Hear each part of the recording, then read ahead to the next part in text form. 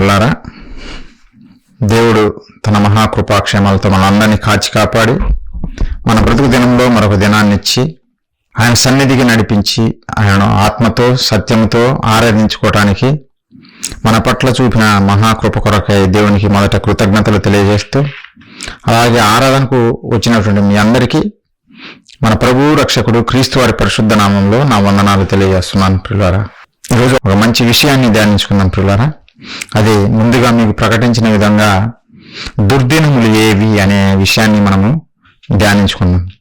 పాఠంలోనికి వెళ్లే ముందు ప్రార్థించుకుందాం.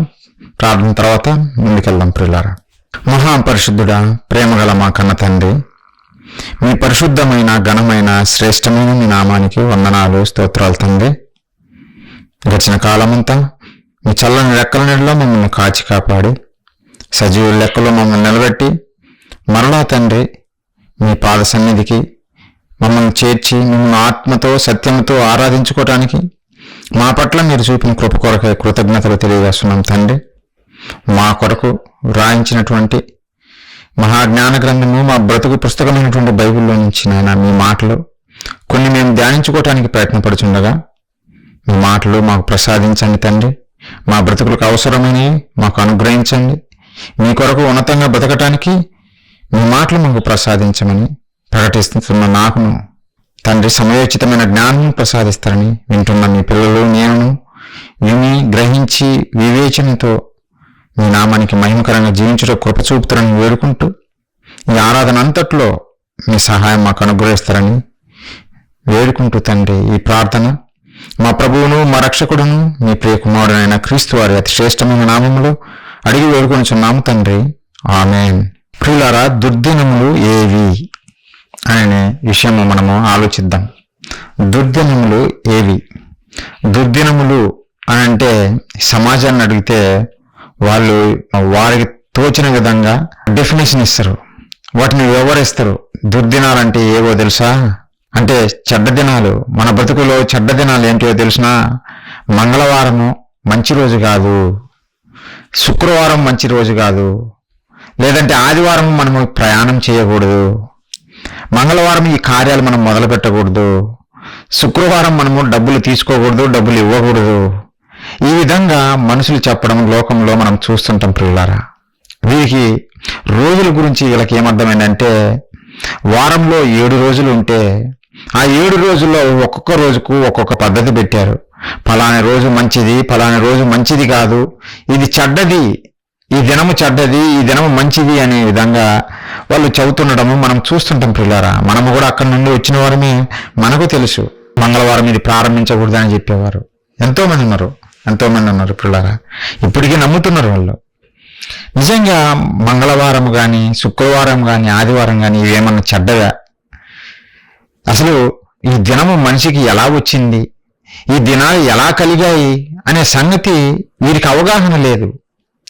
ఈ రోజు మంచిది కాదు అని చెబుతున్న మనిషికి ఈ దినాలు ఎలా వచ్చాయి, లేదంటే ఆ రోజు ఎలా వచ్చింది అనే సంగతి మనిషికి తెలియదు. ప్రియులరా, వారికి తెలియదు కనుకనే వారి ఇష్టం వచ్చినట్టు వారు మాట్లాడుతున్నారు. వారికి తెలియదు అసలు ఆ దినం ఎలా వచ్చిందో తెలియదు. ఇంతకుముందు కూడా మీకు ఒక విషయం తెలియజేశా.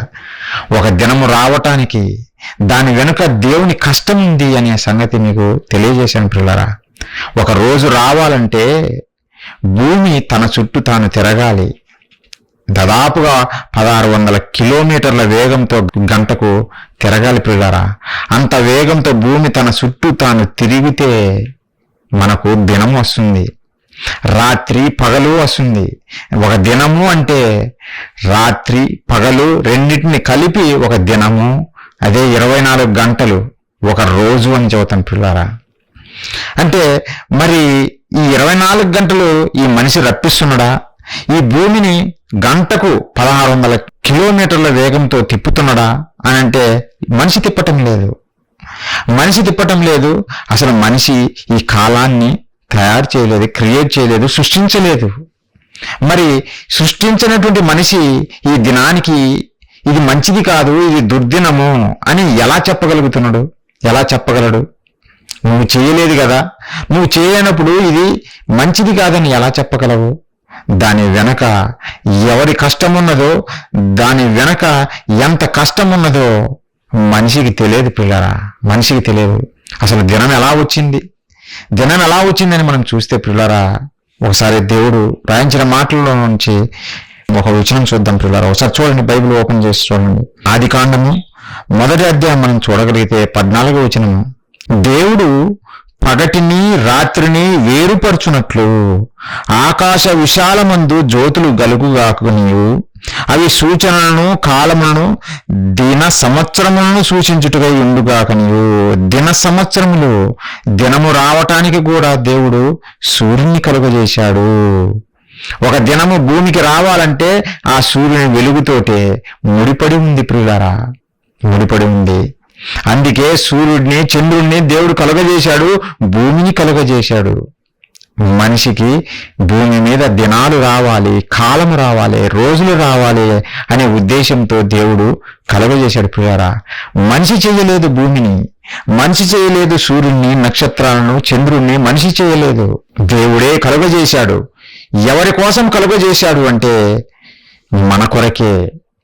భూమి మీద పుట్టకొస్తున్నటువంటి తన స్వరూపంలో ఉన్నటువంటి తన పిల్లలైనటువంటి మానవాళి కొరకే ఈ దినాలను దేవుడు సృష్టించాడు పిల్లరా. మన మేలు కోరే దేవుడు ఈ దినాలను సృష్టించాడు, మన మంచి కోరి, మనకు మేలు చేయాలని, కీడు చేయాలని కాదు, మనకు మంచి కలగాలని, మనకు మేలు చేయాలని దేవుడు దినాలను కలుగజేశాడు. మనిషి చేయలేదు, మనిషి అనుభవిస్తున్నాడు. ప్రతి దినాన్ని మనిషి అనుభవిస్తున్నాడు. దేవుడు కలుగజేసిన ఈ రోజును ప్రతి దినం అనుభవిస్తున్నాడు.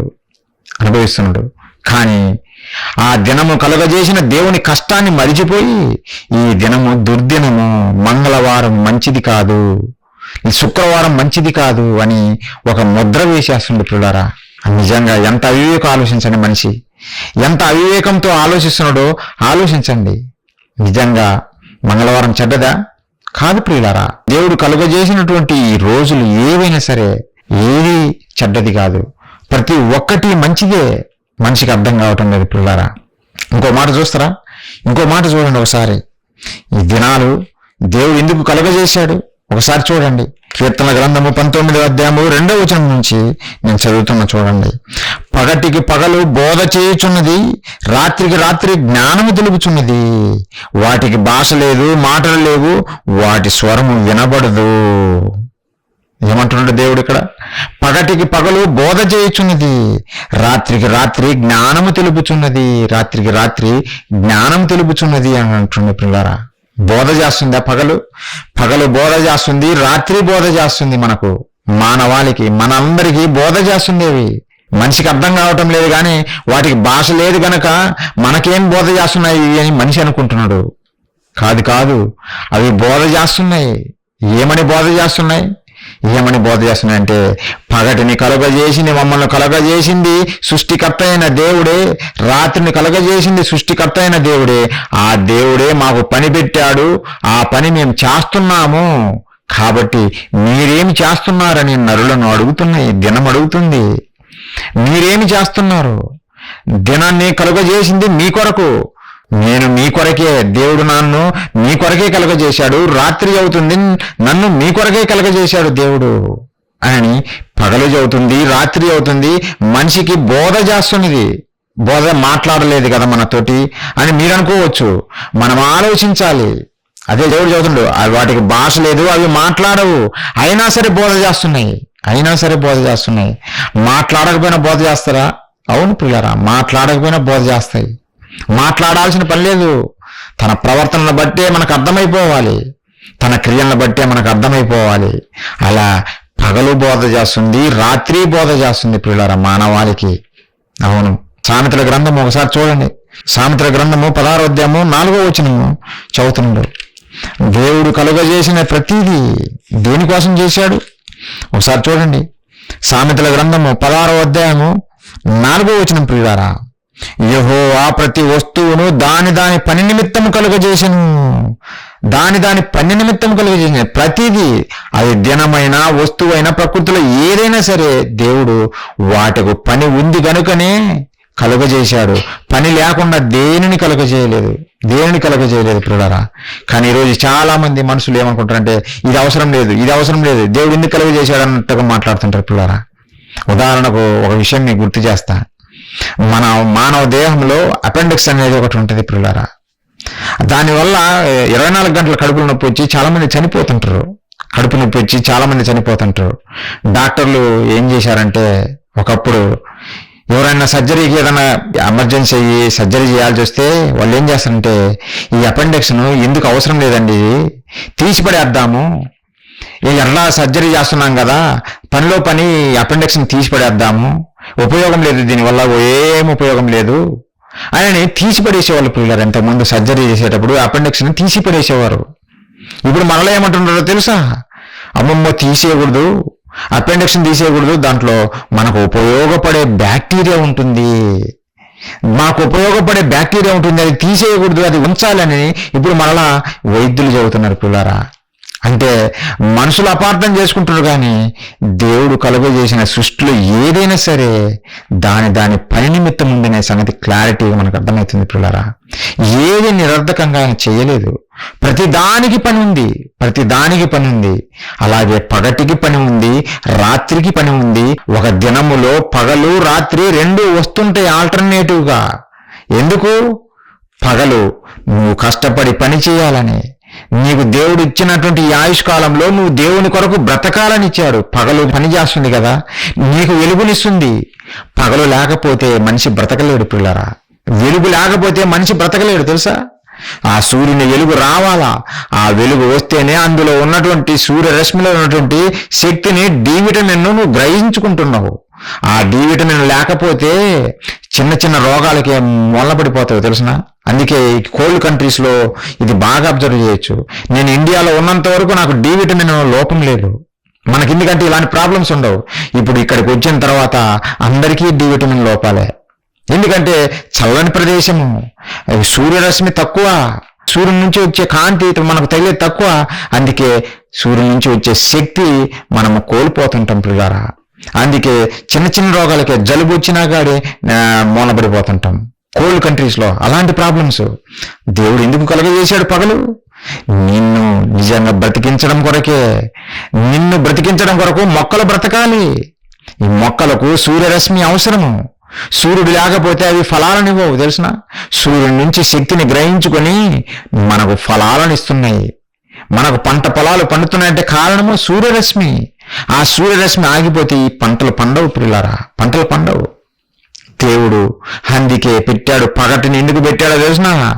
మనకు ఆహారాన్ని సమృద్ధిగా సమకూర్చాలనే, ఈ మొక్కలు మనకు ఆహారంగా బలవ్వాలనే ఉద్దేశంతో, మనకు ఆహారము తయారు చేయాలనే ఉద్దేశంతో పగటిని పెట్టాడు పిల్లారా.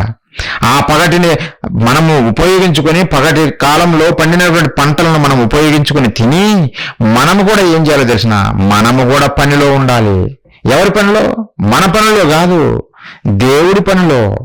ఎవరైతే బ్రతుకునిచ్చారో, ఎవరైతే మనల్ని సృష్టించారో ఆ సృష్టికర్త కొరకు మనం బ్రతకాలని.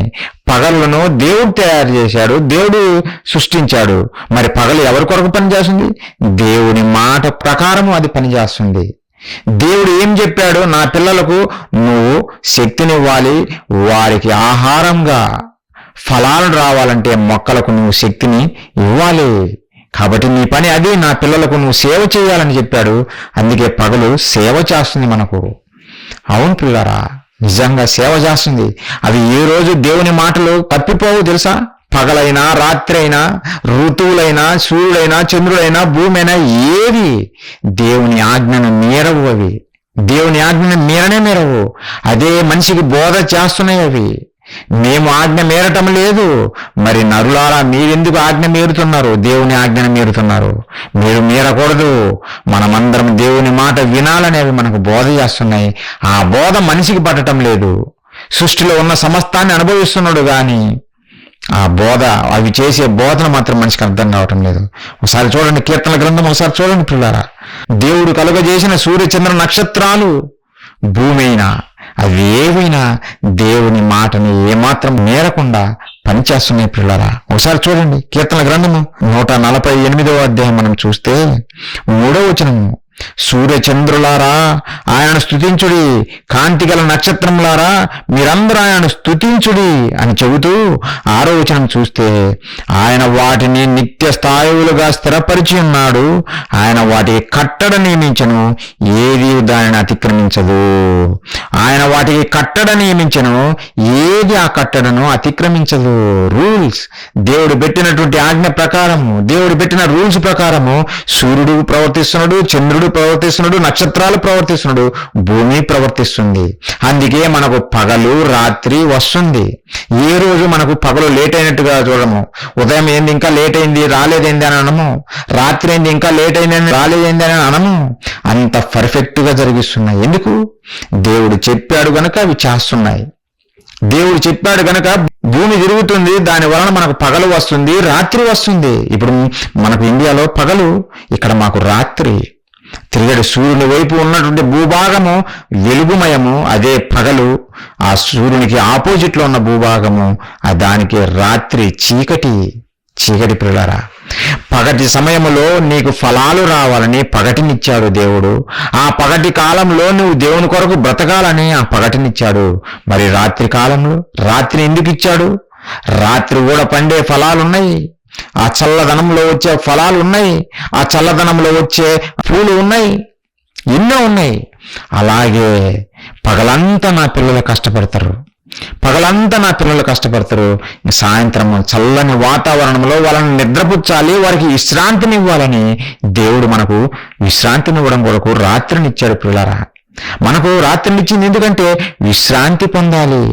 నా పిల్లలు పనులకు వెళ్ళి అలసిపోతారు కదా, వారికి విశ్రాంతినివ్వాలి అని ఇచ్చాడు పిల్లరా. ఒకవేళ రోజంతా పగలే ఉందనుకో, తట్టుకోగలమా? ఉండగలమా? ఒకరోజు నీకు బాగానే ఉంటుంది, బాగా సంబరంగా ఉంటుంది, అబ్బో ఇంకా అసలు నిద్రపోవాల్సిన పని లేదని. ఇంకా ఒకరోజు అవ్వగానే నువ్వు నీరసపడిపోతావు, ఇంకా నిద్ర లేకుండా అలసిపోతావు. ఇప్పుడు మామూలుగానే ఒకరోజు నిద్రపోకపోతే ఎలానో ఉంటుంది. మినిమం 6 గంటలైనా మనం నిద్రపోకపోతే మన మనసు పని చేయదు, మన బ్రెయిన్ పని చేయదు, నువ్వు ఏం ఆలోచించలేవు. అందుకే దేవుడు నీకు విశ్రాంతినివ్వాలి, మనకు విశ్రాంతినివ్వాలని దేవుడు మనకు రాత్రినిచ్చాడు పిల్లరా, రాత్రినిచ్చాడు. మరి ఎంత చక్కగా దేవుడు చెప్పిన మాట ప్రకారము అవి నిర్వర్తిస్తున్నాయో మనం చూడొచ్చు పిల్లరా. చాలా చక్కగా నిర్వర్తిస్తున్నాయి. అందుకే దేవుడు కలుగజేసినటువంటి ఈ పగటినైనా ఈ రాత్రినైనా, లేదంటే ఆయన కలుగజేసిన ప్రతి సృష్టిని చూసి ఆయన చెప్పిన మాటలు ఏందో తెలిసిన, ఆయన ఇచ్చిన సర్టిఫికేట్ ఏందో తెలిసిన ఒకసారి చూడండి. ఆదికాండము 1వ అధ్యాయము 31వ వచనం మనం చూస్తే, దేవుడు తాను చేసినది యావత్తును చూచినప్పుడు అది చాలా మంచిదిగా ఉండెను. చాలా మంచిది. దేవుడు కలుగజేసినది యావత్తు, అది పగలైనా రాత్రైనా, దినము సమయము, అది మంచిది ప్రియులారా, అది చాలా మంచిదంట. మరి నరుడెవరు పేర్లు పెట్టడానికి? ఇది మంచిది కాదని పేర్లు పెట్టడానికి నరుడెవడు? ఇది మంగళవారం మంచి రోజు కాదు, ఇది శుక్రవారం మంచి రోజు కాదు, ఆదివారం నువ్వు ప్రయాణం చేయకూడదు, మంచి రోజులు కాదు. ఇలా నువ్వు ఎక్స్క్లూడ్ చేసుకుంటా పోతుంటే ఇంకా ఏ రోజు నీకు మంచి రోజు చెప్పు? దేవుడు కలుగజేసిన సమస్తము మంచిదే పిల్లరా, ప్రతిదీ మంచిదే. ఈ రోజు నీకు మంచిదిగా కనపడకపోవచ్చు, ఒకరోజు కనుగొంటావు, ఒకరోజు నువ్వే తెలుసుకుంటావు, దానివల్ల ఎన్ని ఉపయోగాలు ఉన్నాయో తెలుసుకుంటావు పిల్లరా. కానీ మనిషి అది మర్చిపోయి పేర్లు పెడుతున్నాడు. దేవుడు కలుగజేసిన సృష్టికి పేర్లు పెడుతున్నాడు. ఇది మంచి దినాలు కాదు, ఇది దుర్దినాలు అని పిల్లారా. దుర్దినాలు అంటేగా కాదు పిల్లారా, దుర్దినాలంటేవి కాదు. దేవుడు బైబిల్లో రాయించాడు. దుర్దినాలంటే దేవుడు కలుగజేసిన దినాల గురించి చెప్పలేదు. ఒకసారి బైబిల్ చూడండి, దుర్దినాలు ఏంటివి ఒకసారి చూడండి పిల్లారా. ప్రసంగి గ్రంథము పిల్లారా ఒకసారి ఓపెన్ చేయండి, 12వ అధ్యాయము 1వ వచనము. దుర్దినములు రాకముందే, దుర్దినములు రాకముందే. ఏ దుర్దినములు? మంగళవారమా, బుధవారమా, శుక్రవారమా, ఆదివారమా? ఈ దినాల గురించా దేవుడు చెప్పేది? కాదు. ఇప్పుడే చెప్పాను కదా, దాని వెనక దేవుని కష్టము, రోజు రావటం వెనక దేవుని కష్టం ఎంతో ఉంది. ఆ రోజులు కూడా ఎంతగానో మన కొరకు కష్టపడుతున్నాయి, మనకు సేవ చేయడం కొరకు అని మనం ఇప్పుడు చూసుకున్నాం దేవుని మాటల ద్వారా పిల్లారా. మరి అవి ఎలా దుర్దినాలు అవుతాయి? అవి దుర్దినాలు కావు, అవి మంచి రోజులే, మనిషికి మేలు చేసే దినాలేవి. మనిషికి కీడు చేసే దినాలు కాదు, మనకు మంచి చేసే దినాలు అవన్నీ ప్రియులారా, మనకు మంచి చేసేవి. మరి ఈ దుర్దినాలు ఏంటివి? కింద సొలొమోను గారి ద్వారా ఈ విత్తనాలు వివరిస్తాడు ప్రియులారా. ఈ దుర్దినాలు ఏమిటో ఒక్కొక్కటిగా వివరిస్తున్నాడు. ఏంటి ఆ దుర్దినాలు అనే సంగతి దేవుడు వివరిస్తాడు ప్రియులారా. ఒకసారి ఆ మాటలు చదివి మీకు వివరించాలనుకుంటున్నాను. ఏంటి ఆ దుర్దినాలు? మనుషులు చెప్పుతున్నటువంటి దినాలు, దేవుడు మనకిచ్చినటువంటి కాలము లేదంటే రోజులు, అవి దుర్దినాలు కాదు. మరి ఏవి దుర్దినాలు అంటే ఇక్కడ సొలొమోను గారు వివరిస్తున్నాడు. ఒక్కొక్కటిగా మనం చూద్దాం పిల్లరా. ఏంటి ఆ దుర్దినాలు మనం చూద్దాం. మొదటి వచనం నుంచి నేను చదువుతున్నా, చూడండి. తర్వాత ఒక్కొక్కటిగా మీకు ఎక్స్ప్లెయిన్ చేస్తా పిల్లరా. ప్రసంగి గ్రంథము 12వ అధ్యాయం మొదటి వచనం నుంచి, దుర్దినములు రాకముందే ఇప్పుడు వీటి యందు నాకు సంతోషము లేదని నీవు చెప్పు సంవత్సరములు రాకముందే, ఇప్పుడు నాకు వీటి యందు ఈ సంవత్సరంలో ఈ కాలంలో నాకు ఇంకా సంతోషం లేదు అని నువ్వు చెప్పే కాలం అనేది ఒకటి రాబోతుంది. అవి రాకముందే అవే దుర్దినాలు. నాకు ఇంకా సంతోషం లేదు, నాకు ఆనందం లేదు అనే చెప్పే రోజులు నీకు వస్తాయంట, మనిషికి వస్తాయంట. అవే మనిషికి దుర్దినాలు. అదే దేవుడు చదువుతున్న సొలొమోను గారి ద్వారా, దుర్దినములు రాకముందే ఇప్పుడు వీటి యందు నాకు సంతోషము లేదని నీవు చెప్పు సంవత్సరములు రాకముందే, తేజస్సునకును సూర్య చంద్ర నక్షత్రములకును చీకటి కమ్మకముందే, వాన వెలిసిన తర్వాత మేఘములు మరలా రాకముందే, నీ బాల్య దినములందే నీ సృష్టికర్తను స్మరణకు తెచ్చుకొనుము. నీ బాల్య దినములందే సృష్టికర్త అయిన దేవుణ్ణి స్మరణకు తెచ్చుకో, జ్ఞాపకము తెచ్చుకో. ఆయన చెప్పిన మాటలను జ్ఞాపకం తెచ్చుకొని ఆయన కొరకు బ్రతుకు బాల్య దినములందే. ఎందుకంటే ఒక కాలము నీకు రాబోతుంది, ఆ కాలములో ఏ మేలు లేదు, నాకు సంతోషం లేదు అనే చెప్పే కాలము రాబోతుంది ప్రతి మనిషికి.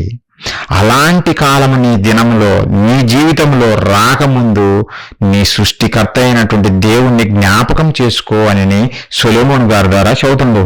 మరి ఏం జరుగుతుంది ఆ కాలంలో? ఆ దుర్దినాలు ఎలా ఉంటాయి?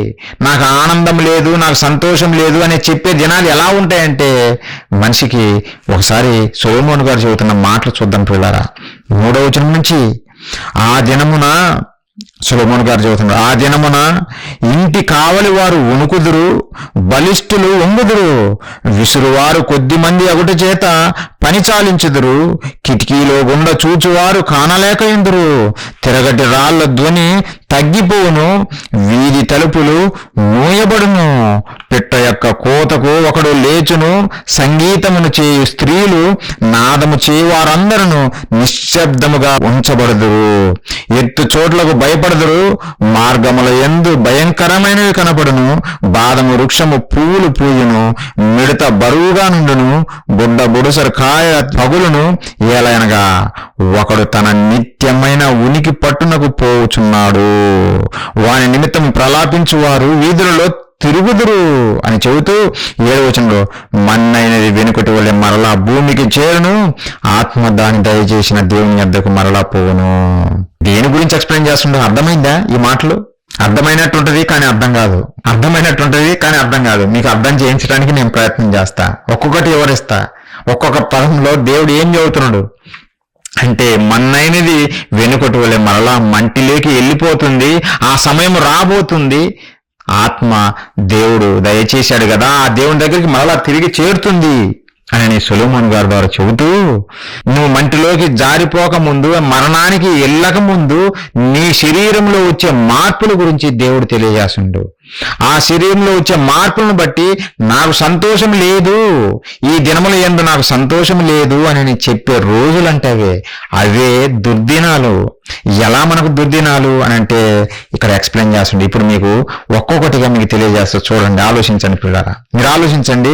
ఒక్కొక్కటిగా మీకు తెలియజేస్తా, మీరు ఇవి జరుగుతున్నాయా లేవా, ప్రతి మనిషి జీవితంలో వస్తున్నాయా లేవా, ఇవి దుర్దినాలేనా కాదా అనే సంగతి మీకే అర్థమవుతుంది.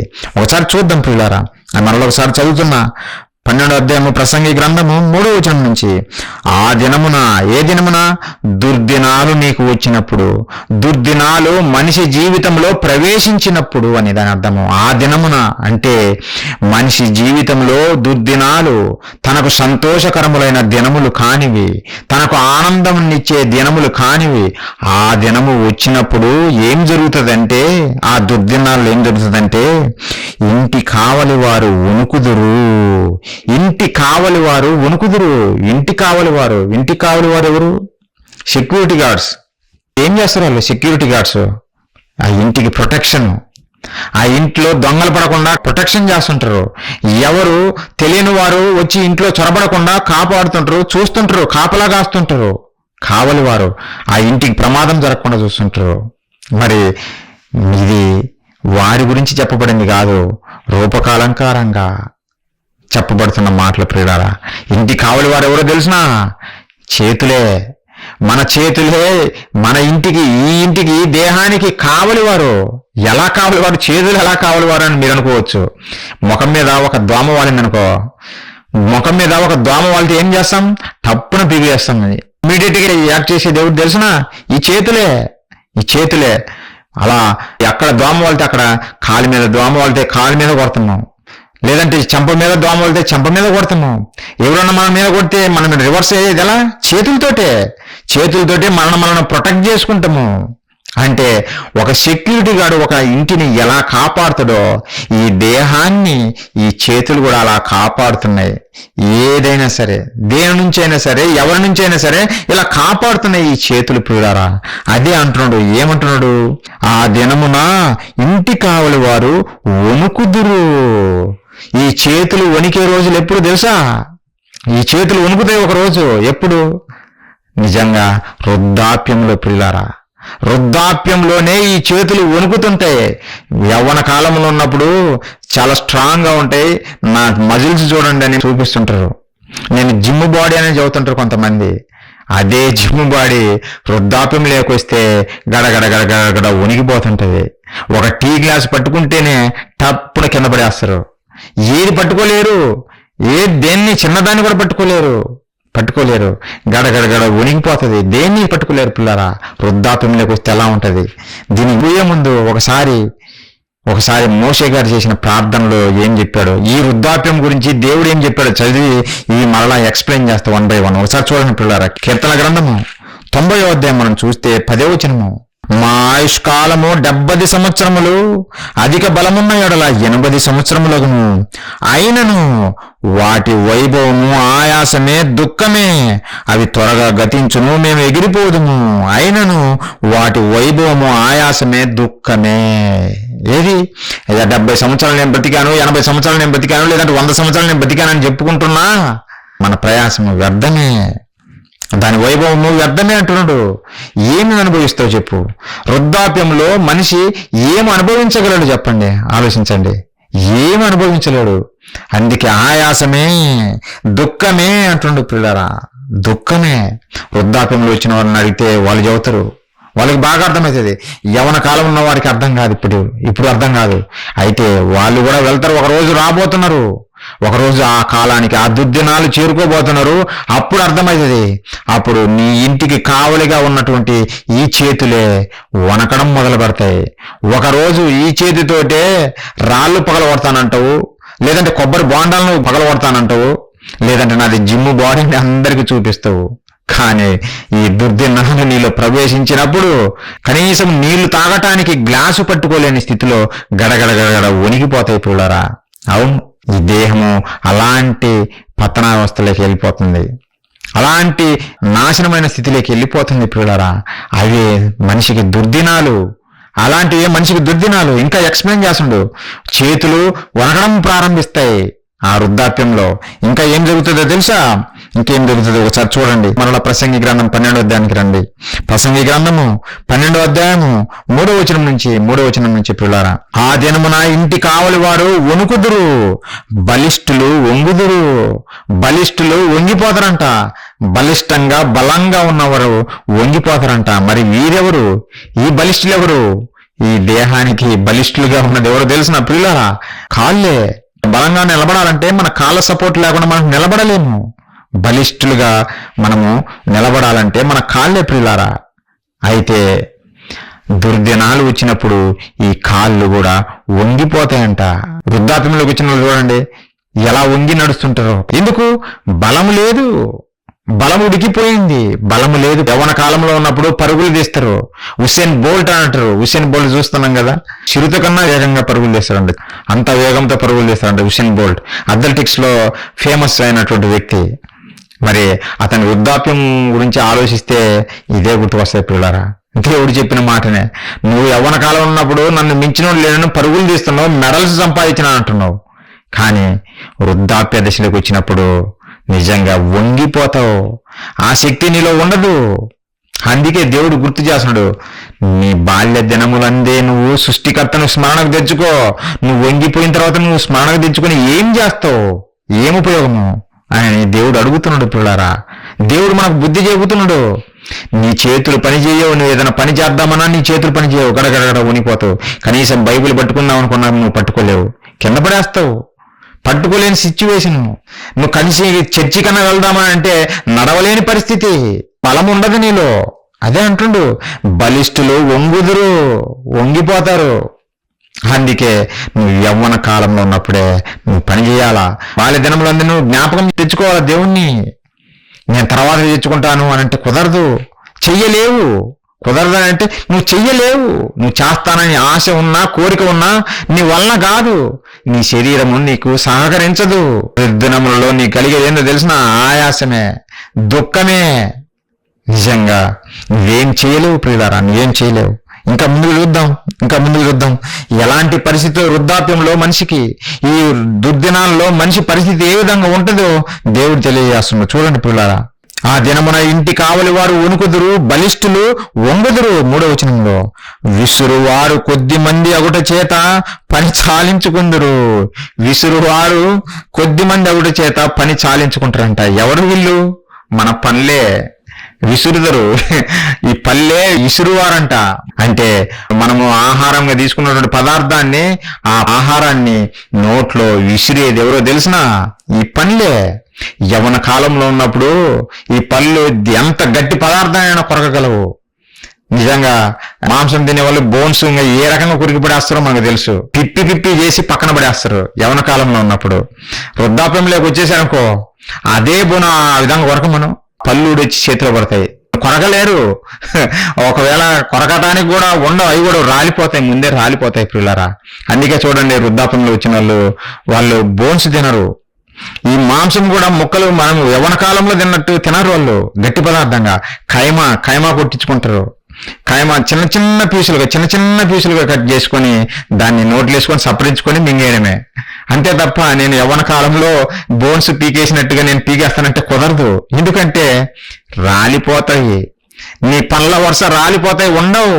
వృద్ధాప్యంలో నీకు దుర్దినాలు వచ్చినప్పుడు నీలో ఉండే విసురే దంతాలు అవి పని చెయ్యవు, రాలిపోతాయి. గనుక కొద్దివారొకటి చేత ఊరికే ఏదో 2-3 పళ్ళతోటి ఏదో మెత్తగుండే పదార్థాన్ని నువ్వు నమలగలవేమో కానీ బోన్స్కి నేను పిగుతానంటే కుదరదు పిల్లరా. ఈ యవ్వన కాలంలో ఉన్నప్పుడైనా నువ్వు బోన్స్ అయినా ఏదైనా పిప్పి చేయగలవు, తర్వాత చేయలేవు. అలాంటి పరిస్థితి రాబోతుంది మనిషికి. అలాంటి పరిస్థితి, నీ పళ్ళు కూడా రాలిపోయి బొక్కి నోరుతోటి చప్పరించుకుంటే తినే రోజులు రాబోతున్నాయి. కాబట్టి జాగ్రత్త అని దేవుడు తెలియజేస్తున్నాడు. ఇంకా చదువుదాం. ఆ వృద్ధాప్యంలో ఆ దుర్దినాల గురించి దేవుడు ఎక్స్ప్లెయిన్ చేస్తున్నాడు. ఒకసారి చదువుదాం పిల్లరా. మరలా అవన్నీ ఒక్కొక్కటిగా మీకు వివరించాలనుకుంటున్నా. దేవుడు మనకు వివరించాడు. అందుకే విసురువారు కొద్ది మంది ఒకటి చేత పని చాలించుకుందరు. ఇంకా పని చేయడం మానేస్తారు వాళ్ళు, పళ్ళు పని చేయడం మానేస్తాయి. ఎందుకు కొద్ది మందే ఉంటారు. ఇంకా నువ్వు ఏమేసిన ఇసరాలన్నా అది నువ్వు ఇసరలేవు. అందుకే ఖైమా కొట్టించుకొని నువ్వు తినాలి పిల్లరా. అలాంటి పరిస్థితి. అలాగే కిటికీలో గుండా చూచువారు కానలేక ఎందురు. కిటికీలో గుండా చూచువారు కానలేక ఎందురు. వీళ్ళెవరు? మన కళ్ళే. కిటికీలో గుండా చూచువారు కానలేక ఎందురు, చూడలేకపోతారు. ఇంకా యవ్వన కాలంలో ఉన్నప్పుడు అది చూద్దాం, ఇది చూద్దాం, సినిమాలు చూద్దాం, లేదంటే ఆ షోలు చూద్దాం, ఈ షోలు చూద్దాం, లేదంటే అక్కడికి వెళ్దాం, ఆ టూర్ వెళ్దాం, పిక్నిక్ వెళ్దాం, ఇలాంటివే మనం చెప్పుకుంటాము. ఫుల్గా ఎంజాయ్ చేయాలనుకుంటాం. కానీ మనిషికి దుర్దినాలు అని వచ్చినప్పుడు, అదే వృద్ధాప్యం వచ్చినప్పుడు ఈ కళ్ళు కానరావు. నీ కళ్ళు కానరావు. అప్పుడు ఒక బస్ అద్దాలు లాంటి అద్దాలు పెట్టినా నీ కనపడకుండా ఏ అక్షరము ఏంటిదో అనేది నీకు అర్థం కాకుండా ఉంటుంది. నేను బైబిల్ చదవాలి, నేను దేవుని కొరకు గొప్పగా బ్రతకాలి, ఇప్పుడు నాకు బైబిల్ ఇవ్వండి అని నువ్వు తీసుకున్నా నువ్వు చదవలేని పరిస్థితి. ఎందుకంటే నీ కళ్ళు కనపడవు. యవ్వన కాలంలో ఉన్నప్పుడేమో వృధాగా నీ జీవితాన్ని వేస్ట్ చేసుకున్నావు, నీ ఇష్టానుసారంగా బ్రతికావు. ఇప్పుడు వృద్ధాప్యం వచ్చేసరికి దేవుడా దేవుడా దేవుడా అంటే నీ కళ్ళు కనపడవు కదా. దేవుడు రాయించినటువంటి మహాజ్ఞాన గ్రంథంలో ఉన్నటువంటి దేవుని మాటలు నీకు ఎలా అర్థమవుతాయి? అందుకే నీ కళ్ళు బాగున్నప్పుడే సృష్టికర్తను స్మరణ తెచ్చుకో. నీ కళ్ళు బాగున్నప్పుడే బైబిల్ చదవడం నేర్చుకో. బైబిల్ చదవకుండా ఏదో టీవీలో షార్ట్స్ అంటాయి. ఈ మధ్య అందరు షార్ట్సే. ఆ షార్ట్ చూడాలి, ఈ షార్ట్ చూడాలి. ఏం షార్ట్? ప్రియులారా, మనల్ని ఈ దేహం మోసం చేస్తుంది. ఇంతకుముందు కూడా చెప్పిన మన దేహమే మన శత్రువు అని. మన దేహమే మన శత్రువు, ఎవరో కాదు. మనల్ని దేవునికి కాకుండా దూరం చేస్తుంది. ప్రియులారా, ఈ యవ్వన కాలం ఉన్నప్పుడు మన ఇష్టానుసారంగా మనకు నచ్చిన విధంగా మనం బతుకుతాం. కానీ ఒక రోజు అనేది రాబోతుంది, కొన్ని రోజులు మన జీవితంలో సంభవింపబోతున్నాయి. అవే దుర్దినాలు, అవే వృద్ధాప్య దినాలు. ఆ దినాలలో నువ్వు కోరుకున్నట్టుగా ఉండదు ఈ దేహము. నీవే బానిస అయిపోయి, అర్థమైందా? ఆ దేహానికి సేవ చేయలేక అల్లాడిపోవాలి.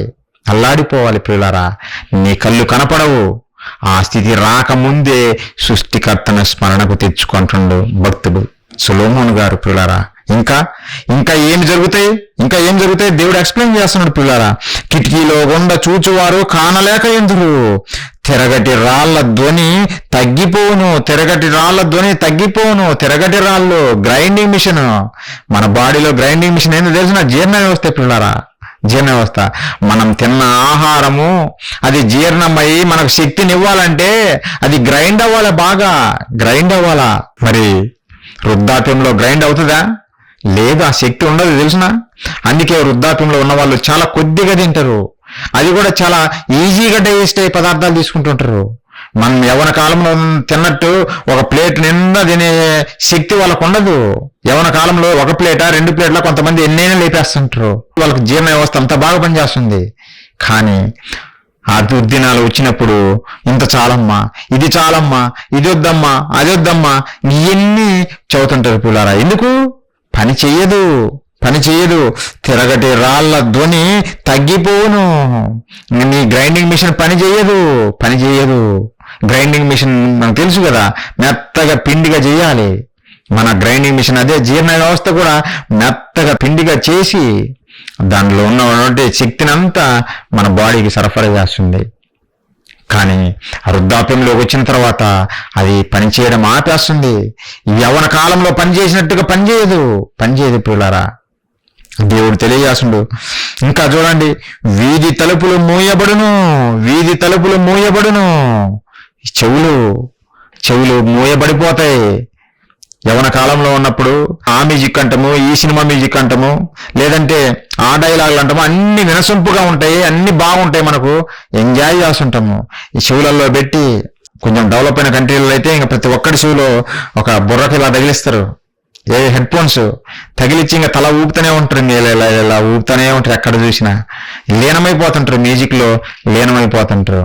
కానీ అదే చెవులు ఒకరోజు మూసుకుని పోబోతున్నాయి. అవే దుర్దినాలు. నువ్వు వినాలన్నా నీకు వినపడదు. అయ్యో, నేను యవ్వన కాలంలో నా జీవితాన్ని వృధా చేసుకున్నాను, ఇప్పుడు నేను దేవుని తెలుసుకున్నాను, దేవుని మాటలు వినాలనుంది అని నువ్వు అనుకున్నా నీ చెవులు పని చేయవు. నీ చెవులు పని చేసేటప్పుడే జ్ఞాపకం చేసుకొని సృష్టికర్తను. అవి పని చేయడం మానేసిన తర్వాత నువ్వు వినాలనుకున్నా వినలేవు. అవే నీ దుర్దినాలు. పిల్లారా, ఇంకా ఏమంటుండు దేవుడు? నీ తలుపులు మూయబడును, పిట్ట యొక్క కోతకు ఒకడు లేచును. నిజంగా ఒక పిట్ట కూయగానే ఆ పిట్ట కోతకే లేచి కూర్చుంటారు వీళ్ళు. వృద్ధాప్యంలో ఉన్నవారు నిద్ర కూడా సరిగా పట్టదు. ఒక చిన్న ధ్వని రాగానే, చిన్న శబ్దం రాగానే లేచి కూర్చుంటారు. వారికి భయము. అలాగే సంగీతము చేయ స్త్రీలు, నాదము చేయ వారందరూ నిశ్శబ్దంగా ఉంచబడుదురు. సంగీతం చేయు స్త్రీలు, నాదము చేయు వారందరూ నిశ్శబ్దంగా ఉంచబడదురు.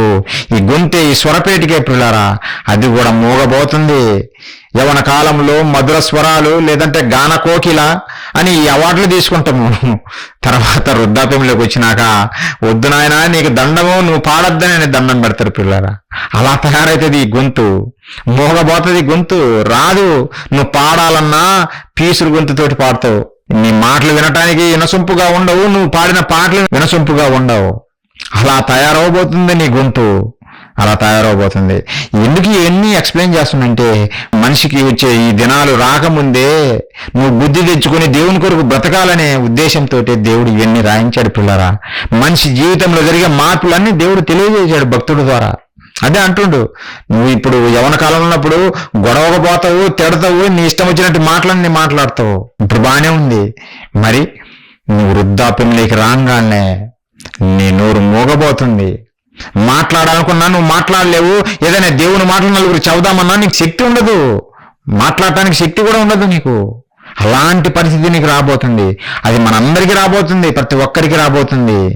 ఈ దినములు యందు నాకు ఇంకా సంతోషం లేదు అనే చెప్పే దినాలు మనకు రాబోతున్నాయి, అవే దుర్దినాలు. కాబట్టి ప్రియులారా, దేవుడిచ్చినటువంటి స్వరపేటికను, దేవుడిచ్చినటువంటి ఈ గొంతును మనము ఇప్పుడే ఈ యవన కాలంలోనే దేవుని కొరకు వాడాలి. దేవుని కొరకు వాడాలి తప్ప మన ఇష్టానుసారంగా జీవించటానికి వాడితే నిజంగా ఒకరోజు దుర్దినాలు రాబోతున్నాయి. అప్పుడు నువ్వు చెప్పాలనుకున్నా, నువ్వు చెయ్యాలనుకున్నా చెయ్యలేవు. చివరికి నరకానికి జారిపోతాం పిల్లరా. మనకు దేవుడిచ్చిన ఈ దేహాన్ని సరిగా సద్వినియోగం చేసుకోనకపోతే చివరికి జారిపోయేది నరకానికే. అందుకే ముందుగానే సద్వినియోగం చేసుకోమని హెచ్చరించడం కొరకే నీకు దుర్దినాలు రాబోతున్నాయి. ఆ దుర్దినాలు రాకముందే నువ్వు సరి చేసుకో అని దేవుడు భక్తుడి ద్వారా తెలియజేస్తున్న పిల్లరా. ఇంకా ఏం జరుగుతుంది ఈ వృద్ధాప్యంలో? ఇంకా ఏం జరుగుతుంది అంటే పిల్లరా, సంగీతం చేయు స్త్రీలు, నాదము చేయు వారందరూ నిశ్శబ్దంగా ఉంచబడుదురు. ఎత్తు చోట్లకు భయపడుదురు, ఎత్తు చోట్లకు భయపడుదురు. కనీసం ఒక కాలు తీసి ఇంకో స్టెప్ ఎక్కటానికి కూడా వాళ్ళు భయపడిపోతారు. ఎక్కడ కింద పడిపోతామో. ఎవరిమైనా సరే వృద్ధాప్యంలోకి వస్తే ఇదే. అంత బలంగా మనము ఎత్తులకు వెళ్ళలేము. ఇక్కడైతే ట్రెక్కింగ్ అని అంటారు. ఏదో తెలిసిన కొండలకి వెళ్ళి ఇంకా తిన్నది అరిగించుకోవడం కోసము ఇంకా ఒక పిక్నిక్ లాగానో ట్రెక్కింగ్ అనో ఇంకా కొండలు ఎక్కుతా ఉంటారు. ఇంకా మమ్మల్ని మించిన వాళ్ళు లేరు అని కండల వీరులాగా బయలుదేరుతుంటారు పిల్లరా. వృద్ధాప్యంలో ఎక్కమను తన ఇంట్లో ఉన్నటువంటి ఒక స్టెప్, ఆ మెట్లు, ఒక మెట్టు నుంచి ఇంకో మెట్టు మీద కాలు పెట్టడానికే భయపడిపోతారు. అయ్యో నేను పడిపోతాను, నా చేయి పెట్టుకోని అని కేకలు వేస్తారు ముసలోళ్ళు. చూడండి, ముసలితనంలో వచ్చినప్పుడు ఏ కేకలు పిల్లరా. అలాంటి పరిస్థితి మనం తెచ్చుకోవద్దు. ఇంకా ఏమంటుండే దేవుడు, ఎత్తు చోట్లకు భయపడదురు, మార్గముల యందు భయంకరమైనవి కనపడను. వారికి మార్గముల యందు భయంకరమైనవి కనపడను అంటుండు. అంటే ఏది చూసినా భయపడిపోతారు. మార్గంలో ఏది కనపడినా, ఒక చిన్న తాడు కనపడిన అయ్యో పాము అంటారు. ఏదైనా చిన్న పురుగు చూసినా భయపడిపోతారు. అలాంటి పరిస్థితి వస్తుంది మనిషికి, అలాంటి పరిస్థితి వస్తుంది అంటున్న దేవుడు. అలాగే మిడత బరువుగా ఉండును. మిడత ఎంత చిన్నది కదా, మిడత చాలా చిన్నది, చాలా తేలికగా ఉంటుంది. కానీ ఈ వృద్ధాప్యంలో మనిషికి ఎలా ఉంటుందో తెలుసునా, బరువు అనిపిస్తుంది అంట. ఆ మిడతనే వీళ్ళకు బరువులాగా కనిపిస్తుంది, చాలా బరువు. ఏదో పెద్ద కొండ తీసుకొచ్చి వాళ్ళ మీద పెట్టినట్టు అనిపిస్తుందంట, అంత బరువుగా ఉంటుందంట. అలాంటి స్థితిలోకి మనం వెళ్ళిపోతామని చెబుతున్నాడు భక్తుడు ప్రియులారా. అలాంటి స్థితిలోకి మనం వెళ్ళిపోతామని. అలాగే బుడ్డ బొడసర కాయ పగులును, ఎలానగా ఒకడు తన నిత్యమైన ఉనికి పట్టుకుపోవచ్చున్నాడు. బుడ్డ బొడసర కాయ పగులును. అది ఏదైనా ఫ్రూట్ చూడండి పిల్లరా, అది బాగా మగ్గిన తర్వాత అలా పట్టుకోగానే రాలిపోతుంది. అది మగ్గక ముందు ఎలా ఉంటుంది అంటే స్ట్రాంగ్ గా ఉంటుంది, గట్టిగా లాగాలి. ఈ వృద్ధాప్యంలో వచ్చినాక జీవితం అది కూడా అలాంటిదే. ఎలా ఉంటుందో తెలిసిన, ఇంకా రాలిపోవడమే. ఇంకా ఎప్పుడు రాలిపోతామో అన్నట్టుగా ఉంటది, పడిపోవడమే, నాశనానికి వెళ్ళిపోయినట్టే ఉంటది. అంతే తప్ప ఇంకా ఏదో మేలైనది మాకు సంభవిస్తాదని ఎదురు చూడలేము ప్రియులారా, ఎదురు చూడలేము. అందుకే భక్తుడి ద్వారా, సొలొమోను గారి ద్వారా తెలియజేస్తున్నాడు ఏమనంటే, నాయనా ప్రతి ఒక్కరికి దుర్దినాలు అనేవి రాబోతున్నాయి. ప్రతి ఒక్క మనిషి జీవితంలో దుర్దినాలు రాబోతున్నాయి. ఆ దుర్దినాలు రాకముందే నీ సృష్టికర్త అయినటువంటి దేవుణ్ణి స్మరణకు తెచ్చుకునము. అదే 12వ అధ్యాయం 1వ వచనం మరొకసారి చదువుదాం. చూడండి పిల్లలారా, దుర్దినములు రాకముందే, ఇప్పుడు వీటి యందు నాకు సంతోషము లేదని నువ్వు చెప్పు సంవత్సరములు రాకముందే, నాకు ఈ దినముల యందు సంతోషము లేదు అని నువ్వు చెప్పే సమయం రాకముందే, అది రోజులు రాకముందే నీ సృష్టికర్త అయిన దేవుణ్ణి, నీ బాల్య దినములందే నీ సృష్టికర్తను స్మరణకు తెచ్చుకును. ఈ కష్టాలు రాకముందే నువ్వు నీ సృష్టికర్త అయిన దేవుణ్ణి స్మరణకు తెచ్చుకును అంటుండు పిల్లారా. ఎవరైనా తెచ్చుకుంటున్నారా? మరి బాల్య దినములందే దేవుణ్ణి స్మరణకు తెచ్చుకుంటున్నారా? తెచ్చుకోవాలి. అందుకే ప్రవక్త అయినటువంటి ఇర్మియా గారి ద్వారా దేవుడు చెప్పాడు ఏమనంటే, యవ్వన కాలమందే కాడిని మోయాలి మనము. ఒకసారి చూడండి ఆ మాట.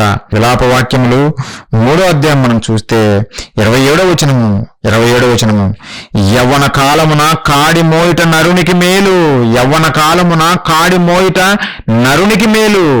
లేదు నేను వృద్ధాప్యంలో మోస్తానంటే, బాబు వృద్ధాప్యంలో నీవు మోయలేవు, కాడి మోయలేవు. ఒక చిన్న మిడతనే నీకు బరువుగా కనపడుతుంది.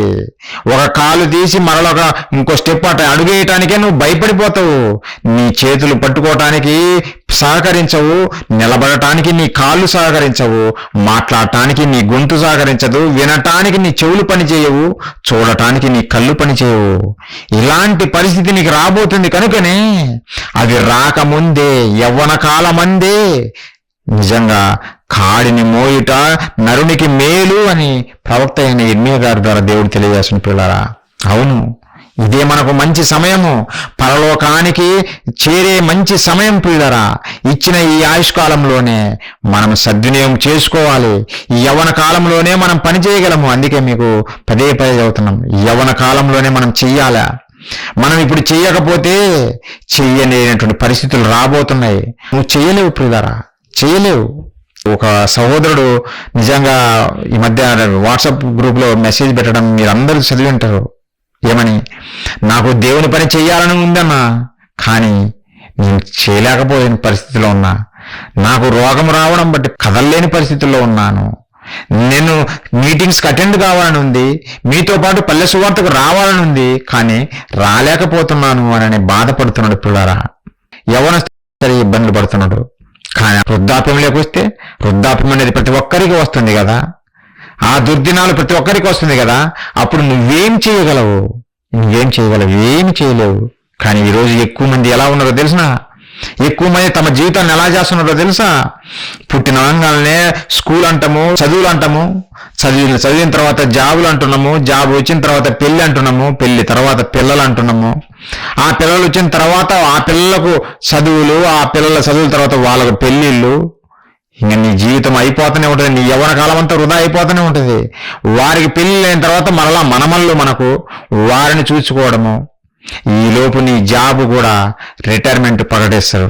ఎందుకంటే నువ్వు 60-65 రంగాల్ని గవర్నమెంట్ కూడా నిన్ను బయటికి పంపేస్తుంది. బాబు నీకు నమస్కారము, ఇంకా నిన్ను మేము మొయ్యలేం బాబు, నువ్వు బయలుదేరు అని నమస్కారం పెట్టి పంపిస్తుంది. అదే రిటైర్మెంట్, అదే గవర్నమెంట్ మనకి ఇచ్చేటువంటి రిటైర్మెంట్ పిల్లరా.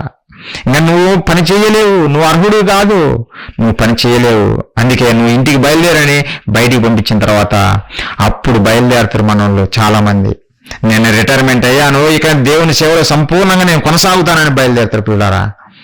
దుర్దినాలు వచ్చిన తర్వాత ఏం చేయగలవు నువ్వు దేవుని కొరకు? ఆలోచించు. ఒక యవ్వనస్తుడైనటువంటి నీవు ఒక వృద్ధాప్యంలో దుర్దినములో ఉన్నటువంటి ఒక స్త్రీని ఏ పురుషుడైనా పెళ్లి చేసుకుంటాడా? లేదంటే ఒక వృద్ధాప్యంలో ఉన్న ఒక పురుషుణ్ణి ఒక యవ్వన స్త్రీ ఏమన్నా పెళ్లి చేసుకుంటుందా?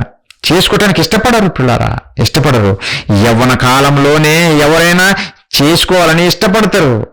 ఎందుకంటే యవ్వన కాలంలోనే నీకు బలం ఉంది. ఏదైనా నువ్వు సంతోషించగలిగిందైనా, ఆనందించగలిగిందా, చేయగలిగింది నువ్వు అప్పుడే చేయగలవు. వృద్ధాప్యంలో నువ్వు ఏం చేయగలవు? నువ్వు కష్టపడలేవు, నువ్వు పని చేయలేవు. నాకు సంతోషం ఉందని నువ్వు చెప్పలేవు. నీ వృద్ధాప్యంలో గవర్నమెంటే నిన్ను వద్దనుకొని బయటికి పంపించేస్తుంది. నీ వల్ల మాకు ఏ ప్రయోజనం లేదు. ఇంకా వృద్ధాప్యంలో నువ్వు ఇంటికి బయలుదేరని మనల్ని సాగనంపుతుంది ప్రియులారా. ఈ దుర్దినాలు వచ్చిన వెంటనే. కానీ వీళ్ళు మాత్రము, మనుషులు మాత్రం ఎలా తయారంటే తమ యవ్వనమంతా ఈ లోకం కోసము దారపోస్తారు, తమ కోసం బ్రతుకుతారు. వృద్ధాప్యంలో దుర్దినాలు వచ్చినప్పుడు ఇంకా దేవునికి ఏమాత్రం ఉపయోగపడనటువంటి పరిస్థితుల్లో అప్పుడు దేవుని దగ్గరికి వస్తారు. సృష్టికర్తను అప్పుడు జ్ఞాపకం చేసుకుంటారు. అప్పుడు దేవుడు ఏం చేసుకోవాలి ఆలోచించండి పిల్లారా. గవర్నమెంటే భూమి మీద ఉన్న మనిషే నిన్ను ధృవీకరించాడు నీవు అవసరం లేదని. ఇంకా సృష్టికర్త అయిన దేవుడు ఈ వృద్ధాప్యంలో ఉన్నటువంటి నిన్ను ఎలా ఉపయోగించుకోగలడు ఆలోచించు. మనకు అరకు కావాలని పొలాన్ని దున్నటానికి ఒక ఎద్దును కొంటాం. ఎలాంటిదాన్ని? యవ్వన కాలం ఉన్నటువంటి ఎద్దును కొంటామా, లేదంటే పండు ముసలదాన్ని తీసుకొని వచ్చి మనము ఖాళీ పెడతామా పిల్లరా? ఆలోచించండి. పండు ముసలదాన్ని తీసుకొచ్చి ఏం చేస్తాం? దీన్ని కొయ్యండిరా అంటాం. తినడం కోసమే తప్ప దీనివల్ల మనకు వచ్చే ప్రయోజనం ఏం లేదు. ఇది పొలం దున్నలేదు అని చంపేస్తాం. ఒక కోడి అంతే, ఇంకా వృద్ధాప్యం స్థితిలోకి అంటే ఇంకా గుడ్లు పెట్టడం మానేసిన తర్వాత దాన్ని ఉంచుతాము, మనము ఉంచము, చంపేయండి అని చెబుతాం. మరి మన పరిస్థితి? నీ యవ్వన కాలమంతా, నీ బాల్య దినములంతా సృష్టికర్తను స్మరణకు తెచ్చుకోకుండా నీ ఇష్టానుసారంగా బ్రతికి యవ్వన కాలము వృధా చేసుకొని ఇక కళ్ళు కనపడవు, చెవులు వినపడవు, ఏమర్థమైతే దేవుని పని ఏం చేస్తావు ఆలోచించు. దేవుని మాటలు చెప్పమన్నా, దేవుని నాలుగు పాటలు పాడమన్నా పాడలేని గొంతు. అర్థమైందా? లేదు సరే అక్కడ సువార్త సభ జరుగుతుంది రండి అంటే నేను నడవలేను బాబు, నేను రాలేనని పరిస్థితి. అర్థమైందా? సరే చిన్న పని ఉంది, కనీసము ఆ మందిరంలో కొంచెము ఆ కసువన్న ఊరు అమ్మా అంటే అమ్మ నేను వంగలేను, నా నడుములు పోయినాయి, నా చేతులు వణుకుతున్నాయి, నా చేత కాదనే పరిస్థితి. ఇంకా దేవునికి ఏం ఉపయోగమో ఆలోచించండి పిల్లలారా. ఇలాంటి పరిస్థితుల్లో దేవుడు ఎలా నిన్ను ఉపయోగించుకుంటాడో ఆలోచించండి. దేవుడు ఉపయోగించుకోలేడు ఇలాంటి పరిస్థితుల్లో. నీ దుర్దినాలు రాకముందే, యవ్వన కాలమందే, నీ బాల్య దినములందే నీ సృష్టికర్తన స్మరణకు తెచ్చుకో. యవ్వన కాలంలో కాడి మోయి, యవ్వన కాలంలో నువ్వు యవ్వన కాలంలో ఎద్దును ఏ విధంగా కాడి మోపిస్తున్నావో నీ పొలాన్ని దున్నించడం కొరకు ఈ యవ్వన కాలంలోనే దేవుని పనిని చేయటానికి మనము పరుగులు తీయాలి, మనం పని చేయాలి. అందుకే యవనస్తులైనటువంటి మీ అందరికీ నేను పదే పదే చెప్పేదే, మనందరి బాధ్యత మనం మన కన్న తండ్రి కొరకు ఏమైనా చేయగలమా అంటే ఇదే వయసు, కరెక్ట్ వయసు ప్రియులారా. ఇదే సరైన సమయము. మంచి సమయం దేవుడిచ్చాడు, మంచి ఆరోగ్యాన్ని ఇచ్చాడు. ఇప్పుడే మనం చేయగలము. తర్వాత వృద్ధాప్యంలోకి వచ్చినాక నేను చేస్తానన్నా నీ శరీరం నీకు సహకరించదు, నువ్వు చెయ్యలేవు. అందుకే దేవుడు సొలొమోను గారి ద్వారా చెబుతున్నాడు, ప్రతి ఒక్కరి జీవితంలో దుర్దినాలు రాబోతున్నాయి. ఆ దుర్దినాలు రాకముందే నీ బాల్య దినములందే సృష్టికర్తను స్మరణకు తెచ్చుకో. యవ్వన కాలమందు ఆయన పనిని చెయ్యి. అలాగే నీ చేతికి ఏ పని వచ్చినా సరే ఈ యవ్వన కాలమందు నీ శక్తి లోపం లేకుండా చెయ్యి. వృద్ధాప్యంలో నీకు ఏ శక్తి ఉండదు, కానీ యవ్వన కాలంలో నీకు శక్తి ఉంటుంది, బలం ఉంటుంది. నువ్వు ఏం చేయాలో తెలిసినా నీ శక్తి లోపం లేకుండా మంచిగా కష్టపడు దేవుని కొరకు అనేది చెప్పాడు పిల్లరా. ప్రసంగి గ్రంథం ఒకసారి చూడండి, 9వ అధ్యాయం పిల్లరా, 9వ అధ్యాయము 10వ వచనము. చేయుటకు నీ చేతికి వచ్చిన ఏ పనేను నీ శక్తి లోపం లేకుండా చేయము. నీవు పాతాళమునందు పని అయినను, ఉపాయమైనను, తెలివైనను, జ్ఞానమైనను లేదు. కాబట్టి ఇక్కడే చెయ్యాలి. శక్తి లోపం లేకుండా నీ యవ్వన కాలంలోనే చెయ్యాలి ప్రియులారా. ఈ యవ్వన కాలము దాటిపోయిన తర్వాత నువ్వు చెయ్యాలన్నా నువ్వు చేయలేవు. కాబట్టి అవి జ్ఞాపకం పెట్టుకోవాలి. మనమందరం జ్ఞాపకం పెట్టుకోవాలి ఈ విషయం ప్రియులారా. జ్ఞాపకం పెట్టుకొని మన కన్న తండ్రి పనిలో మనం ఎప్పుడు ఉండాలి. ఆయనకు ఉపయోగపడే వారిగా మనం ఉండాలి, ఆయనకు ఉపయోగపడిన వారిగా మనం మారకూడదు ప్రియులారా. వృద్ధాప్యంలో వచ్చిన తర్వాత మనం ఎందుకు ఉపయోగపడము, దేనికి ఉపయోగపడము ప్రియులారా. కాబట్టి ఆలోచించండి. అందుకే దేవుడు ఏం చెప్పాడంటే బాల్య దినంలోనే వారికి దేవుని జ్ఞానం నేర్పండి. బాల్యం నుంచే వారికి దేవుని జ్ఞానం నేర్పండి. అప్పుడు పెద్దవాడైనప్పుడు వాడు తొలగిపోడు. యవ్వన కాలము రాగానే ఇంకా దేవుని కాడి మోయటానికి బయలుదేరతాడు. బాల్య దినంలో నువ్వు దేవుని జ్ఞానం నేర్పకపోతే నువ్వు కలెక్టర్ చదువు బాబు, నువ్వు ఐఏఎస్ చదువు బాబు అని చెబితే వాడేం చేస్తాడు? యవ్వన కాలం రాగానే నేను కలెక్టరు, ఐఏఎస్, ఐపీఎస్, లేదంటే నేను రాజకీయ నాయకుడుని ఏదేదో కథలు చెప్పుకుంటా బతుకుతాడు. తర్వాత దుర్దినాలు వచ్చిన తర్వాత అప్పుడు దేవుని తెలుసుకుంటే ఏం ప్రయోజనం చెప్పండి? ఏం సాధించి పెడతావు, ఏం చేస్తావు దేవుని కొరకు? ఏం చేయలేవు. అందుకే దేవుడు ఏం చెప్పాడంటే, ముందు బాల్య దినములోనే నీ సృష్టికర్తను స్మరణకు తెచ్చుకో. ఆ బాల్య దినములందే దేవుని జ్ఞానం వాడికి నేర్పు. అప్పుడు పెద్దవాడైతే వాడు తొలగిపోడు, దేవుని పని చేస్తాడు. సామెతల గ్రంథము ఒకసారి చూడండి. సామెతల గ్రంథము 22వ అధ్యాయము 6వ వచనం పిల్లారా, 6వ వచనము, బాలుడు నడవవలసిన త్రోవను వానికి నేర్పుము, వాడు పెద్దవాడైనప్పుడు దాని నుండి తొలగిపోడు. వాడు పెద్దవాడైనప్పుడు తొలగిపోడిక. బాలుడుగా ఉన్నప్పుడే మనం నేర్పాలి, లేకపోతే వారు నేర్చుకోరు. చివరికి లోకం కొరకు బ్రతికి దుర్దినాలుతో నిజంగా వారి జీవితాలను ముగించుకుని పోతే వారికి వచ్చే ప్రయోజనం ఏమి ఉండదు. ఈరోజు యవ్వన కాలంలో ఉన్నప్పుడు దేవుని వాక్యం మన దగ్గరకు వచ్చింది, తెలుసుకున్న మనము కష్టపడాలి. అలాగే మనకిచ్చినటువంటి గర్భఫలాలకు దేవుని జ్ఞానం మనం నేర్పాలి. చిన్న పిల్లలకు దేవుని జ్ఞానం ఇప్పటి నుంచే నేర్పాలి. వారు పెరిగి పెద్ద అయిన తర్వాత దేవుని నుంచి తొలగిపోకుండా దేవుని కొరకు గొప్పగా బ్రతుకుతారు, దేవుని నామాన్ని గొప్పగా ప్రకటిస్తారు.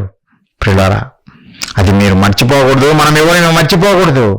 యవ్వన కాలంలో ఉన్న మనము మర్చిపోకూడదు.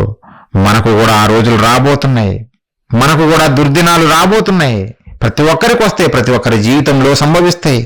అప్పుడు నీ కన్ను పని చేయదు, నీ చెవు పని చేయదు, నీ నోరు పని చేయదు, నీ కాళ్ళు పని చేయవు, నీ చేతులు పని చేయవు, టోటల్గా నీ బాడీలో ఏది పని చేయవు. ఇది పని చేయించుకోవడం కొరకు డాక్టర్ల చుట్టూ తిరగాల్సి ఉందే తప్ప దేవుని మాటల కొరకు నువ్వు తిరగలేని పరిస్థితి, డాక్టర్ల చుట్టూ తిరిగే పరిస్థితి. ప్రియులారా, అలాంటి ఘోరమైన పరిస్థితిలో పడిపోక ముందే మన సృష్టికర్త అయినటువంటి దేవుణ్ణి స్మరణకు తెచ్చుకుంటే మన తండ్రి పనులు భూమి మీద జరిగించి, వృద్ధాప్యమైనా సరే, దుర్దినాలు వచ్చినా సరే, ఆ పరలోకపు కన్న తండ్రి గొప్పగా మనల్ని కాపాడి చివరికి ఆయన చెంతకు చేర్చుకుంటాడు. అంతే తప్ప మన ఇష్టానుసారంగా మనం భూమి మీద బ్రతికితే చివరికి ఈ శరీరము మనల్ని మోసం చేసి వాడుకొని ఉపయోగించుకొని నరకానికి మన ఆత్మలను అప్పజెప్పేస్తుంది. ప్రియులారా, అలాంటి ప్రమాదకరమైన స్థితిలో మనం పడిపోకుండా ఉండాలంటే మనకిచ్చినటువంటి ఈ సమయంలోనే, ఈ యవ్వన కాలంలోనే దేవుని పని మనం అందరము చేయాలని నేను మనసారా కోరుకుంటున్నాను. ప్రియులారా, దేవుని పని ప్రతి ఒక్కరము చేయాలి. దేవుని కొరకు అనేక మందిని నడిపించాలి. దేవుడిచ్చిన గర్భఫలాలను చిన్న పిల్లలకు ఆయన జ్ఞానము ఇప్పటి నుంచే మనం నేర్పాలి, లేకపోతే మనం పరలోకం వెళ్ళలేము. చివరగా ఆ మాట మరొకసారి చదువుకుందాం. ప్రసంగి గ్రంథము 12వ అధ్యాయము 1వ వచనం, దుర్దినములు రాకముందే ఇప్పుడు వీటి యందు నాకు సంతోషము లేదని నీవు చెప్పు. సంవత్సరములు రాకముందే, తేజస్సునకును సూర్య చంద్ర నక్షత్రములకు చీకటి కమ్మక ముందే, వాన వెలిసిన తర్వాత మేఘములు మరలా రాకముందే, అంటే నీ జీవితంలో కష్ట దినాలు మరలా రాకముందే, వెలుగు సంబంధమైన జీవితము, హ్యాపీగా ఉండే జీవితం నుంచి మరలా ఆ చీకటిమయమైన జీవితం అంటే కష్ట దినాలు మళ్ళా నీ జీవితంలో రాకముందే, అవే దుర్దినాలు, అవే వృద్ధాప్య దినాలు, ఆ దినాలు నీలో రాకముందే నీ బాల్య దినములందరినీ సృష్టికర్తన స్మరణకు తెచ్చుకొనము. నీ బాల్య దినములందే సృష్టికర్తన స్మరణకు తెచ్చుకొనము. ఇదే మనకు ప్రయోజనకరము. వృద్ధాప్యంలో మనం స్మరణకు తెచ్చుకున్నా వచ్చే ప్రయోజనమేమి లేదు. ప్రియులారా, ఇప్పుడే మన తండ్రి కొరకు ఏమైనా చేయగలము. దేవుడు మనకిచ్చినటువంటి గొప్ప అవకాశాన్ని యవనస్తులారా మీరందరూ ఆలోచించండి. ఏ ఒక్కరు తునీకరించద్దు దేవుడిచ్చిన గొప్ప భాగ్యాన్ని. మనమందరం కష్టపడదాం. నా కొరకో లేదంటే ఇంకొకరి కొరకో, మనుషుల కొరకు చేసే పరిచర్య కాదు, మన పరలోకపు కన్న తండ్రి కొరకు చేసే పరిచర్య, మన ప్రభు అయిన యేసుక్రీస్తుల వారి కొరకు చేసే పరిచర్య. కాబట్టి ఆయన మనం ప్రేమిస్తే మనం కంపల్సరిగా తప్పనిసరిగా ఈ పరిచర్య చాలా గొప్పగా చేయాలి. కారణాలు చెప్పకూడదు, నాకు అది లేదు, ఇది లేదు, దానివల్ల రాలేదు, దీనివల్ల రాలేదు, ఇవి కాదు. దేవునికి నచ్చవు. ప్రియులారా, నిజంగా చెబుతున్నా కదా, దేవునికి మనం కారణాలు చెబితే ఇష్టం ఉండదు. నా పిల్లలు కారణాలను అధిగమించేవారిగా ఉండాలి. కారణాలు ఎప్పుడూ ఉంటాయి మనిషికి, ప్రతిదీ ఉంటుంది. ఏదో ఒక లోపం చూపిస్తూనే ఉంటుంది దెయ్యం. మనకు లేవా? అందరికీ ఉంటాయి. ఏదో ఒక ప్రాబ్లమ్స్ ఉంటాయి, లేకుండా ఏముండవు. ఎవరికి తగ్గ ప్రాబ్లమ్స్ వాళ్ళకు ఉంటాయి. అయినా సరే వాటిని అధిగమించి కన్న తండ్రి అయిన దేవుని కొరకు మనం బ్రతకాలి. ఈ ఆయుష్కాలాన్ని మనం ముగించుకున్నామనుకో, ఈ ఆయుష్కాలాన్ని మనము వృధా చేసుకున్నామనుకో, మనకు వచ్చే ప్రయోజనం ఏం లేదు. ఇంకా నిత్య నరకాగ్ని కొరకు మనము వేచి చూడాల్సిందే. కాబట్టి అలాంటి స్థితిలోకి మనం పోకూడదు. మనము తెలుసుకున్నాము సత్యవాక్యాన్ని. ఈ సత్యవాక్యాన్ని అనేక మందికి తెలియజేయాలి, అనేక మందికి చేరవేయాలి, అనేక మందిని ఆ తండ్రి దగ్గరికి మనం చేర్చేవారికి మనం ఉండాలి. దేవుడిచ్చినటువంటి ఈ గొప్ప అవకాశాన్ని మనమందరం సద్వినియోగం చేసుకోవాలని నేను మనసారా కోరుకుంటూ ఈ మాటలు ముగిస్తున్నా. ప్రార్థన చేసుకుందాం. అందరు తలవంచినట్లయితే ప్రార్థించుకుందాం. మహాపరిశుద్ధుడా, ప్రేమగల మా కన్న తండ్రి, మీ పరిశుద్ధమైన, ఘనమైన, శ్రేష్టమైన మీ నామానికి వందనాలు తండ్రి. దుర్దినములు ప్రతి ఒక్కరి జీవితంలో వస్తాయని మీ మాటల ద్వారా మేము తెలుసుకున్నాం. ఆ దినాలలో తండ్రి మీ కొరకు మేము ఏమి చేయలేని పరిస్థితి తండ్రి, శరీరం సహకరించలేనటువంటి పరిస్థితి. అలాంటి దినాలే దుర్దినాలు. లోకం అనుకుంటున్నట్టు కాదు కాని తండ్రి, మీరు చేసిన దినాలు మంచివి, కానీ మా జీవితకాలంలో వచ్చే దినాలు దుర్దినాలు తండ్రి. ఆ దినాలు రాకముందే మిమ్మల్ని జ్ఞాపకం పెట్టుకొని మీరు అప్పగించిన పనులు మేము చేసేవారిగా మాలో ప్రతి ఒక్కరిని దీవించమని వేడుకుంటున్నాం తండ్రి. జీవం కలిగిన మీ మాటలు మాకు ప్రసాదించి మాకు బుద్ధి నేర్పిన విధానాన్ని బట్టి కృతజ్ఞతలు తెలియజేస్తున్నాం. యవనస్తులో ఉన్న ప్రతి ఒక్కరిని, మమ్మల్ని అందరినీ నాయన మీ పనిలో బలంగా వాడుకొనమని తండ్రి, ప్రతి ఒక్కరిని మీరిచ్చినటువంటి జ్ఞానమును, బుద్ధిని వారు ఉపయోగించి మీ నామ మహిమార్థమేగి నాయన పని చేయగలటకు కృప చూపమని వారిని ప్రతి ఒక్కరిని దీవించమని వేడుకుంటున్నాం తండ్రి. మీ నామ మహిమార్థమై ప్రతి ఒక్కరూ జీవించుటకు కృప చూపు నడిపించండి. ఇంకా సంఘం ద్వారా జరుగుతున్న ప్రతి పరిచయలో మీ కృప తోడుగా ఉంచి ముందుకు నడిపించండి. మీ నామానికి మహిమకరంగా, మాకు ఆశీర్వాదకరంగా జరిగించండి తండ్రి. ఇచ్చిన ఈ ఆయుష్కాలంలో మేము వృధా చేసుకోనకుండా మీ కొరకు కష్టపడే వారినిగా తండ్రి, మీ నామాన్ని మహిమపరిచేవారిగా ప్రతి ఒక్కరిని నిలబెడతారని కోరుకుంటూ అనేక మందిని మీ చెంతకు నడిపించేవారేమో మమ్మల్ని నిలబెట్టమని, ప్రతి ఒక్కరము కలిసిగట్టుగా నాయన పని చేసేవారిగా మమ్మల్ని నిలబెట్టమని, కావలసిన బుద్ధి, జ్ఞానము, వివేచనను మెండుగా మాకు ప్రసాదిస్తారని కోరుకుంటూ తండ్రి, ఈ ప్రార్థన మా ప్రభువును, మా రక్షకుడును, మీ ప్రియకుమారుడైన క్రీస్తు వారి పరిశుద్ధ నామంలో అడిగి వేడుకొనిచున్నాము తండ్రి. ఆమేన్. అందరికీ వందనాలు ప్రియులారా.